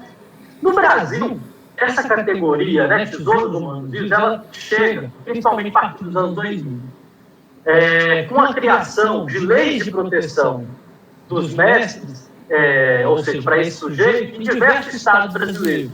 A gente tem o Ceará, que tem lei dos mestres, a Bahia, Minas Gerais, Pernambuco, Alagoas e Paraíba. Acho que nem todos essa lei foi implementada, apesar de ter sido aprovada, viu, gente? E no texto dessas leis, é interessante porque algumas delas chamam de tesouros vivos. A lei do Estado de Ceará chama a lei de tesouros vivos da cultura. Ou lei dos mestres, e aí tem essa nomenclatura, tesouros vivos e mestres, na mesma categoria, e a lei dos tesouros vivos da cultura, depois de 2006, passou a chamar só tesouros vivos da cultura, mas popularmente ainda é chamada de lei dos mestres. E aí o que é interessante é que no Brasil, a categoria mestre se torna sinônimo de tesouros vivos da cultura. Porque o Unesco estava chamando a lei dos tesouros vivos da cultura, quando veio o Brasil se torna sinônimo de mestres ou mestras das culturas, dos saberes tradicionais. E aí se torna uma categoria, inclusive, mais difundida do que tesouros vivos no Brasil. Então a gente passou a ser, a entrar no nosso vocabulário corrente essa palavra, né? E aí esse mestre, essa categoria, ela vai enfatizar o duplo papel desses sujeitos, enquanto referência de certos saberes, enquanto sujeitos centrais na transmissão desses mesmos saberes. Ou seja, aquele que sabe e aquele que ensina, né? E o professor José Jorge acrescenta também que é aquele que pesquisa, no sentido de que ele acrescenta conhecimento nesse rol do saber coletivo também. Então, ele está só reproduzindo, mas ele está criando também, produzindo conhecimento. E a noção, então, essa noção de mestre, ela vai ser desenvolvida primeiramente, principalmente no campo das políticas públicas. E essa noção, ela depois vai ser adotada também de maneira muito semelhante, inspirada, no projeto Encontro de Saberes. Então, o projeto Encontro de Saberes, ele vai avançar, vai trazer outras discussões sobre a categoria mestre, mas é interessante a gente ver que tem muitos pontos em comuns, e essas leis serviram de base para a discussão da categoria mestre do projeto Encontro de Saberes. A gente pega essas leis, essas definições, a gente vai ver muitas similaridades. E aí, o que é interessante a gente pensar é que o mestre, ele é uma categoria de política pública. Então, ela é criada no âmbito da política patrimonial e designa esses sujeitos que se constituem como referências em certas áreas dos saberes, e que são responsáveis pela transmissão. Então, o mestre, ele pode ser uma mãe de santo, um pajé, um cacique, um capitão de folgado, um mestre de capoeira, um pifeiro de uma banda cabaçal, por exemplo. Então, não necessariamente esses sujeitos se identificam com a palavra mestre. Mestre é a categoria que a gente está adotando enquanto categoria de política pública que vai designar. Por exemplo, na capoeira tem, né, um título de mestre de capoeira, mas essa categoria mestre, como a gente chama, é uma categoria de política pública. Então, a relação, então, a primeira dimensão dessa relação do encontro saberes com o patrimônio seria a própria categoria-chave estrutural, a espinha dorsal do projeto, que é a categoria mestre. A gente vê essa relação de política pública e encontro saberes, inclusão dos saberes profissionais das universidades. O segundo ponto é que essas experiências dos mestres e mestras nas universidades se articulam diretamente com instituições voltadas para a preservação do patrimônio material. Então, a gente pode pensar, então, o próprio surgimento do encontro de saberes na Universidade de Brasília. Então, ele surge por meio de uma parceria do INCTI de inclusão do ensino superior e da pesquisa, que o professor Jorge é coordenador, então, uma parceria do INCTI com o Ministério da Educação e o Ministério da Cultura na época. Então, quando ele surge, é por meio dessa parceria, né, entre esses dois ministérios. E vamos lembrar que o IFAM é uma autarquia que era vinculada ao então, né, o falecido Ministério da Cultura. Se a gente pega também o Plano Estadual de Cultura do Ceará, ele prevê o outorga dos notórios do saber pela Universidade Estadual do Ceará, dos mestres reconhecidos pela Lei dos Mestres, e, inclusive, estimula a presença dos mestres no circuito da educação formal, instalado no Plano Nacional de Cultura também. Na Universidade de Pernambuco, a criação do título do notório do saber também, ele acontece por meio de uma provocação da Secretaria de Cultura de Pernambuco. Na Unilab, como a gente viu na nossa resolução, é essa parceria com a Secretaria de Cultura e com o IFAM. E uma terceira dimensão dessa relação do patrimônio e do encontro de saberes é que a inclusão dos mestres pode ser pensada como uma forma de difusão e salvaguarda do patrimônio material brasileiro.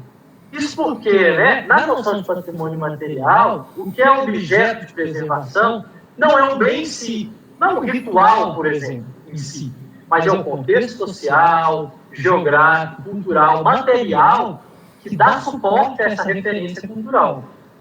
Então, os mestres, nesse sentido, seriam, a gente pode pensar, como suportes materiais de certas celebrações, formas de expressões, ofícios e saberes. Então, a gente pode pensar como exemplo o registro do ofício dos mestres de capoeira e o ofício das baianas da Acarajé.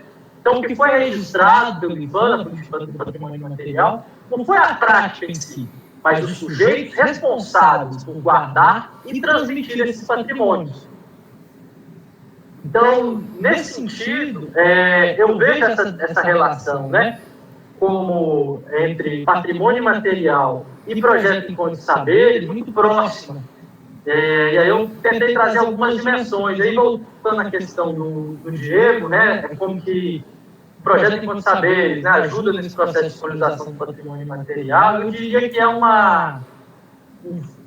fluxo de mão dupla, vamos dizer assim, né, porque a discussão sobre a crítica, a noção de patrimônio tradicional, eurocêntrica, a criação do conceito de patrimônio material, ela vai abrir margem para a discussão sobre os mestres e, a partir disso, da discussão também sobre a presença dos mestres e a inclusão epistêmica dentro das universidades. E, a partir disso, a gente vê também que as políticas do patrimônio material, elas não são restritas apenas ao âmbito das políticas culturais. Então, a difusão e salvaguarda do nosso patrimônio material também está relacionada com políticas de inclusão educacional e outras políticas, seja de acesso à saúde, saneamento, regulação fundiária, etc. Então, mostra que a política de patrimônio material também ela é transversal nesse sentido, porque essa salvaguarda ela chama o envolvimento de várias dimensões que subsidiam, né, que dão suporte a essas práticas, essas referências culturais consideradas patrimônio material. Diego, não sei se eu respondi sua pergunta, mas se tiver ficado alguma coisa, por favor, me fala. Professor Bruno, muito obrigado pelos seus comentários amplos e ao mesmo tempo profundos. E, enfim, estou muito satisfeito com a aula mais uma vez. E parabéns aí pela desenvoltura no tema aí. Muito obrigado. Obrigado, Bruno. Pessoal, tem mais alguém que tem alguma questão? Bruno, tu disse que tinha alguma coisa para finalizar, seria isto? Emendou alguma questão? Ou Não, o que eu tinha preparado para falar, acho que eu falei tudo, vocês eu cansei vocês. Tá bom, não, foi muito bom também. Do Diego foi exatamente na direção que ele tinha. Não sei se mais alguém tem alguma questão para o professor Bruno. Eu tenho algumas perguntinhas aqui, mas eu posso deixar para depois de alguma pergunta de vocês. A Deise, que está com a tela aberta aí, não sei se está querendo falar. Não? Bruno, enquanto o pessoal elabora aí alguma questão, eu fiquei curioso, eu acho que é interessante, assim, foi muito bacana te ouvir falar sobre a trajetória da Unilab. Eu acho que ela tem um enraizamento, assim, numa certa história que a universidade costuma ignorar, assim, em certo contexto. E ela me parece também inserida, de uma certa maneira, no contexto local, contexto histórico, né, da própria herança de saberes tradicionais dessas localidades, tanto no Ceará como na Bahia, como tu falou, com relação à própria história da escravidão, enfim. Toda essa relação também com os países africanos, que eu acho que fazem da Unilab uma universidade bem peculiar, eu diria, assim, né? Que eu acho que tem uma imersão dentro dessa realidade local que muitas das universidades não têm, né? Que é uma das críticas que o professor José Jorge faz, inclusive a nossa universidade, né, eurocêntrica brasileira.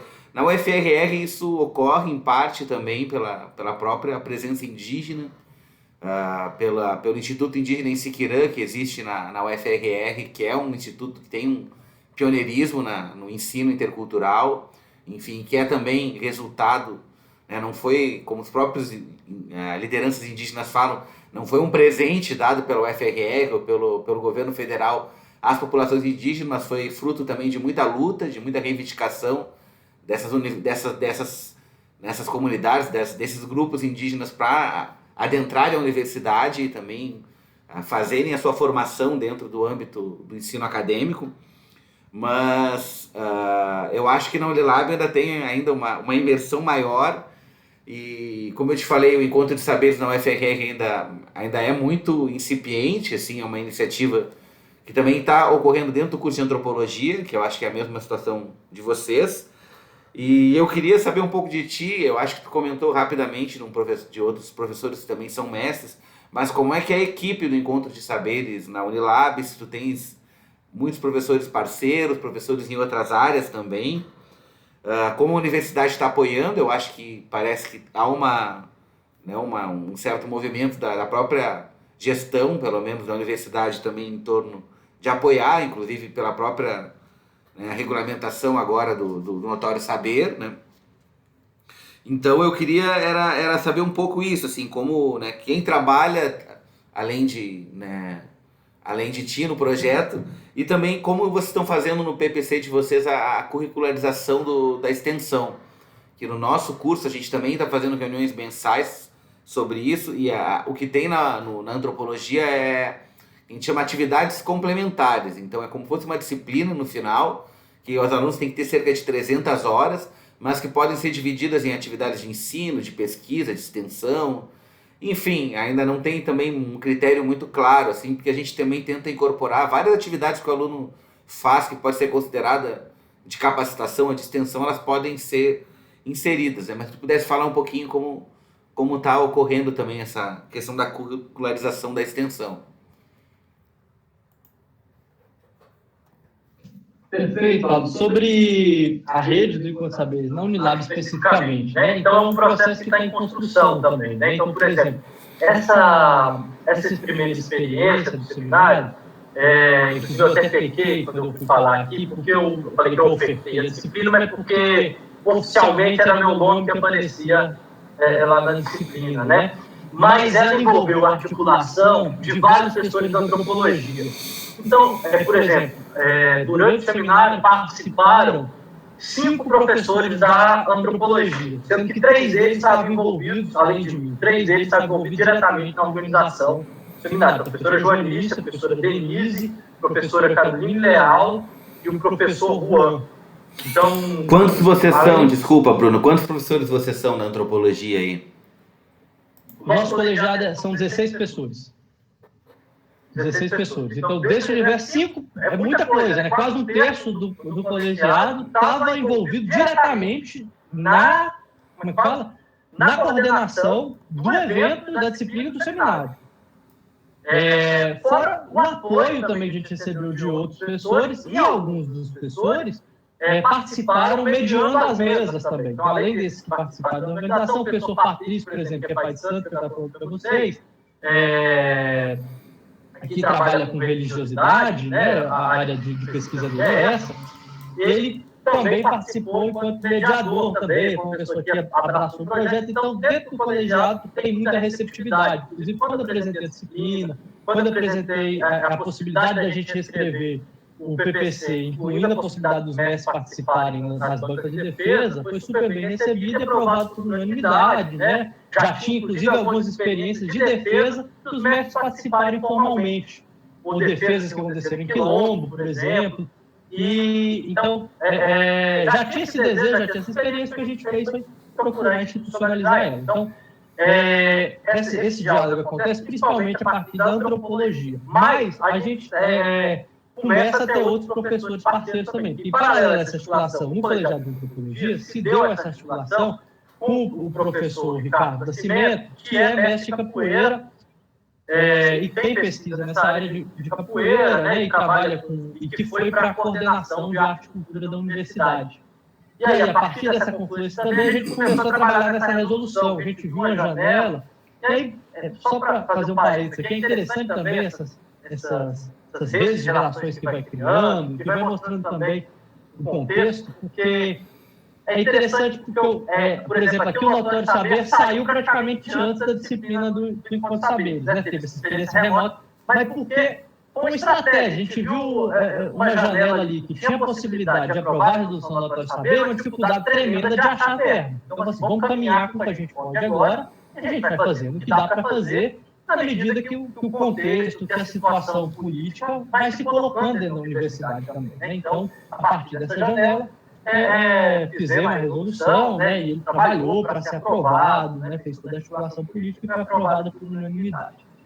Mas além do professor Ricardo, né, existe uma aproximação com outros professores também, tanto da pedagogia, como estou falando, que tem essas outras disciplinas, e do bacharelado de humanidades, ainda que informalmente né, formalmente, como eu estou falando, o professor Ricardo, e no caso do campus da Bahia, a professora Elísia, que está lá na rede do Encontro de Saberes também. Então, ela participou do seminário, e a partir disso, a gente se aproximou, ela foi incluída, inclusive, na rede do Encontro de Saberes, lá pelo professor Jorge, né? E, enfim, e compõe oficialmente também essa rede do Encontro de Saberes lá na Unilab, né? Além disso, com a aprovação da resolução do Notório Saber, o que a gente tem feito?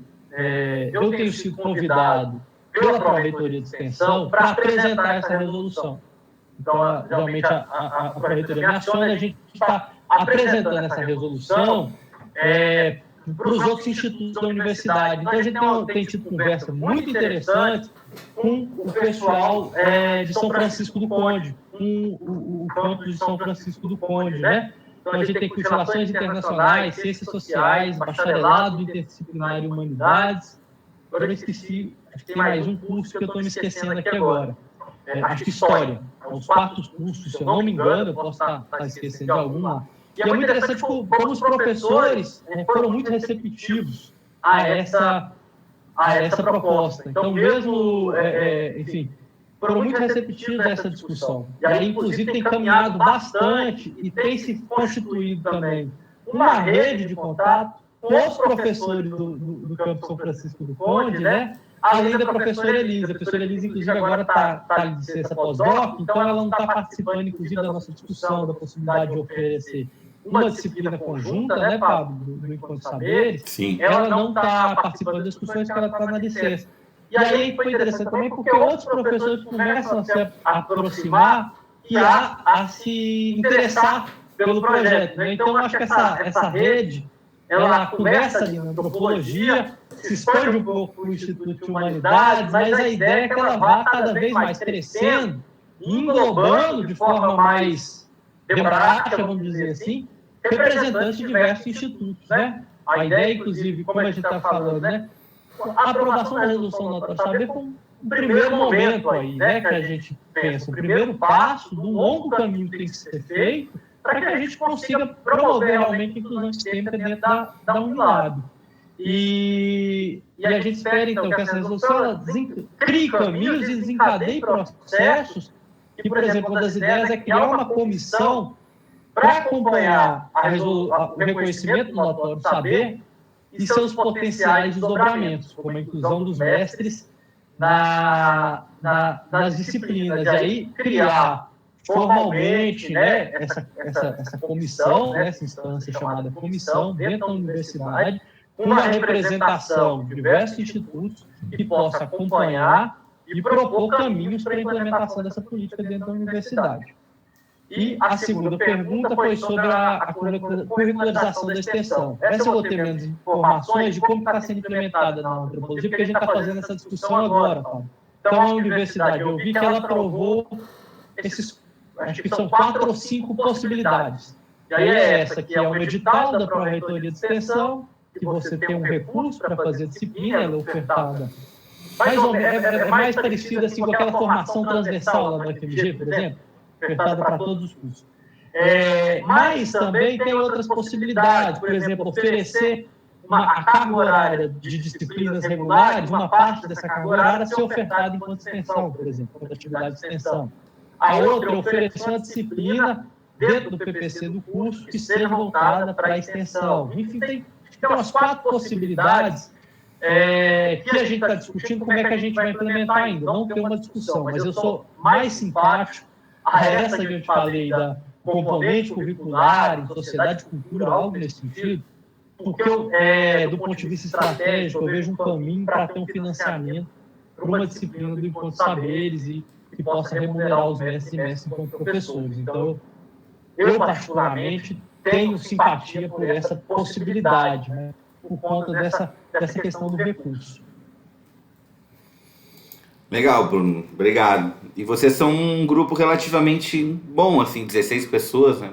Na UFRR nós somos 9 professores apenas, inclusive tem uma pós-graduação, é bem difícil, assim, e também a adesão ao projeto do Encontro de Saberes, na antropologia sou, a princípio, eu, o único professor, agora tem a professora Marisa, que vai participar no semestre que vem, e aí tem alguns professores de outros cursos, mas ainda é um movimento embrionário, eu diria, né? Apesar da gente ter ofertado 2 vezes a disciplina. Professor Alfredo, o senhor quer falar alguma coisa? Sí. Só para terminar, queria fazer uma pequena associação livre, ¿no?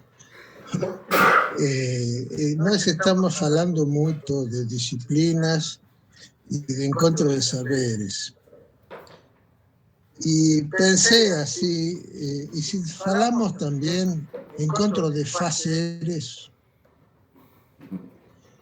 e se pensamos em encontro de trabalhos de campo comunes, se fazemos um esforço para pensar a possibilidade, não só que os mestres e mestras entrem na universidade, na nossa universidade branca, e sejam remunerados, e isso não está mais em discussão, sino também como nós podemos ajudar a criar dispositivos pedagógicos de pesquisa-ação, no qual os mestres e mestras sejam eles os que determinam tudo o que se tem que fazer, e nós seríamos humildes colaboradores deles, ¿no?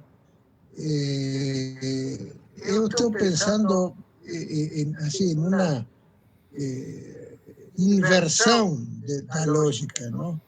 Uma espécie de colocar-nos nós à disposição deles para aprender o que eles acham que podem ensinar-nos. Porque tem muita coisa que, por exemplo, entre os curadores indígenas, algumas coisas eles podem transmitir e compartilhar, e outras coisas vão ficar em segredo porque é próprio deles, não? Então, eu me lembro, por exemplo, conversas com um Cuyaca Ngangi, que é muito meu amigo, e ele me contava a formação dele, não? Durou toda a vida, não é 5 anos de graduação, mais 2 de mestrado e 3 de doutorado. Não, é a vida toda. Não? E ele aprendeu, não entre 4 paredes, sino se expondo e tomando riscos na floresta, não? E deitando-se desnudo à beira do rio e com um jaguar deitado ao lado dele, por exemplo. ¿No? Entonces, claro, son otras pedagogías, son otras lógicas que nós apenas vemos de longe. ¿No? Entonces, no sé, eu pessoalmente tenho essa vontade, ¿no? Esse desejo de aprender outras coisas com outras lógicas e de outra maneira, ¿no? em outros, digamos, en otros formatos que no o académico noso, ¿no? Entonces, que nuestra academia se abra para integrar, articular, tudo bem, ¿no? Mas me parece necesario, mas ainda insuficiente, ¿no? Por eso falaba de encontro de fazeres, ¿no? E como podemos fazer junto com ele coisas que nós não sabemos fazer. É uma pequena reflexão. Aqui termino, deixo dormir a todo mundo. Me desculpa, ¿no? Pero suas palavras me dispararam nesta. ¿No? Obrigado e boa noite. Obrigado, professor Alfredo. Queres comentar, Bruno? Sim, achei muito boa a fala do professor Alfredo, né? Que quando ele fala, né, de outras formas de fazeres também, e eu fiquei pensando muito na experiência da disciplina de Encontro de Saberes nesse formato remoto, né? E como que ele tem limitações, né? Então, nesse sentido, estou pensando assim, como que quando a gente fala desse saber, esse saber ele não está só na transmissão pela oralidade, vamos dizer assim, mas ele é um saber que ele é transmitido também pelo corpo, né? Enfim, por diversas outras formas, que não apenas a oralidade, né? E eu acho que esse formato remoto, ele restringe exatamente também esse saber dos mestres. Porque, por exemplo, como é que um mestre do maracatu, um mestre do Bumba Meu Boi, do Maranhão, né? Que são saberes performáticos, né? Como é que eles vão figurar numa disciplina remota, né? É lógico que esses mestres têm um domínio da oralidade, né? Do discurso muito interessante. Muito bom, né? Você vê o Nego Bispo falando, por exemplo, o cara fala, olha, Davi Copenal, eu estava com vocês esses dias, né? Eu estava depontando, né? Então, assim, muito bom, né? Mas, por outro lado, eu acho que esse formato ele restringe nesse sentido, né? Eu acho que não abre a possibilidade, como o professor Alfredo falou, de outras formas de fazer, né? Transmissão desse fazer. E aí eu lembrei muito da minha experiência na UFMG com os Arturos. E aí era muito interessante porque eram os cantos afro-brasileiros dos Arturos, então eles traziam várias tradições, sejam de brincadeiras ou religiosas, né? Seja dessa categoria, brincadeiras ou religião, ou sagrado, né? Para dentro dessa disciplina. E aí era muito interessante, por exemplo, o aspecto da dança, né? Então a gente está acostumado assim, como é que é os passos do congado, né? Pelo menos na minha cabeça muito dura, né? Eu sempre fui uma pessoa com muita dificuldade de saberes corporais, né? Sempre fui muito ruim para essas coisas, né? E aí eu queria pegar os passos certinhos, qual que era a batida da música certinha ali na caixa e tudo mais. Mas não era assim que era essa transmissão de saberes. Era muito mais no sentido do sentir corporal, né? Tinha uma categoria que eu achava muito interessante que eles usavam, que era botar sentido. Então, para você entender e aprender a fazer aquilo, você precisa botar sentido nas coisas. E botar sentido era exatamente assonar essas diferentes habilidades, né? Então não era só tocar aquele, mas entender o canto, né? Entrar naquele estado também, né? O que esse canto traz, em termos, enfim, como que a gente entra na dança ali, que não era saber fazer o passo só, né? Mas era entrar enfim, para lembrar uma categoria da etnomusicologia, do Thomas Turino, que é um cara que eu gosto, que ele fala da performance participação, né? Ele vai falar da performance participação, desse envolvimento na performance. A performance está ali para ser assistida, mas ela está para você se envolver e participar, né? Nesse sentido, assim. Mas é isso, professor Alfredo. Eu termino por aqui. Acho que eu falei demais aí. Eu peço desculpas se eu cansei vocês, mas foi um prazer muito grande estar aqui com vocês hoje. Foi uma conversa muito legal, tá? E agradeço a presença de todo mundo que está aí para escutar a gente. Eu também te agradeço, Bruno. Foi muito bom, não foi nada cansativo, muito ao contrário. Tua fala foi muito desenvolta, assim. Anotei um monte de coisa mesmo. Estando gravando essa aula, já tem uma série de questões aqui que tu trouxeste que foram muito interessantes, assim como as perguntas do professor Alfredo, do Diego. Muito bom. É um prazer te reencontrar, assim, a gente nem se conhece pessoalmente, né, Bruno? Mas a gente é da rede, lá do grupo do Ácido Encontro de Saberes, estamos pensando também na possibilidade de uma oferta conjunta o semestre que vem, que essa disciplina vai ser ofertada novamente na UFRR e a Unilab também vai ofertar, então possivelmente semestre que vem vamos nos reencontrar, né, Bruno? Então, muito obrigado também pela tua disponibilidade nesse horário meio tarde. Mãe Michele está aqui, Bruno, mãe Michele de Oxum, que também deu aula aqui, que é uma mestra também do Batuque, do Rio Grande do Sul.